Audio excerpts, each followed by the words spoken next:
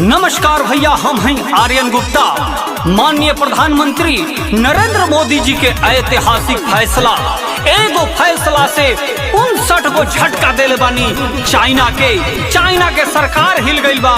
भारत से जितना लूटपाट करत रहा चाइना हिल गई बा। की पारी चाइना सारा देश खुश बा। पूरा भारत भर में भइल बावे हाला, चाइनीज एप पर लाग गइल ताला। मोदी जी मरले बानी 59 गो झटका। पूरा भारत भर में भइल बावे हाला, चाइनीज एप पर लाग गइल ताला।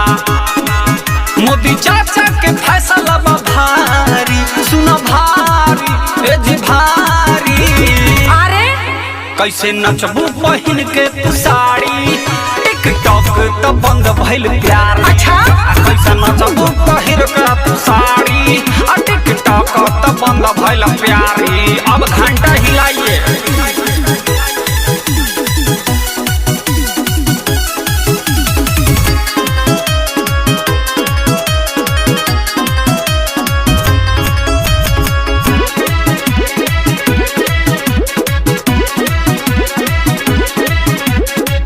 अब कैसे दीगो पर कमरिया हिलैबू, कौन खिदबा के कैसे फैन तू बढ़ैबू।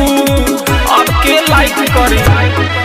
हाँ, अब कैसे दीगो पर कमरिया हिलैबू, कौन खिदबा के कैसे फैन के बढ़ैबू।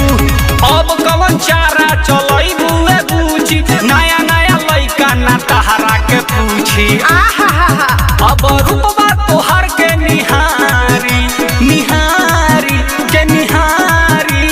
ओहो कैसे नचबू पहिन के तू साड़ी, टिकटॉक तो बंद भइल प्यारी। अच्छा कैसे नचबू पहिन के तू साड़ी, टिकटॉक तो बंद भइल प्यारी। अभी सोचने वाली बात है, मोदी चाचा तो धमाका पर धमाका करते हैं, अब की तो उड़ा दिए हैं।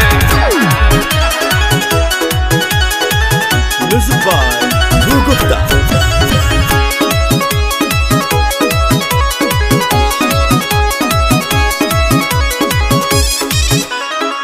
बड़े दिन मजा मरल चाइना सरकार हो।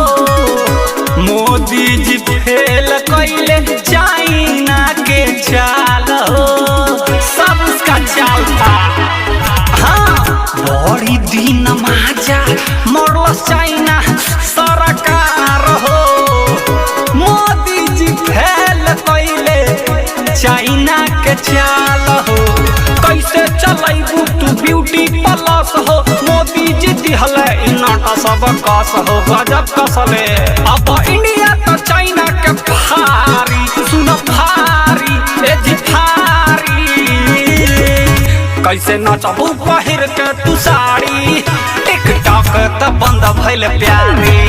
कैसे नचबू पहिर के तू साड़ी।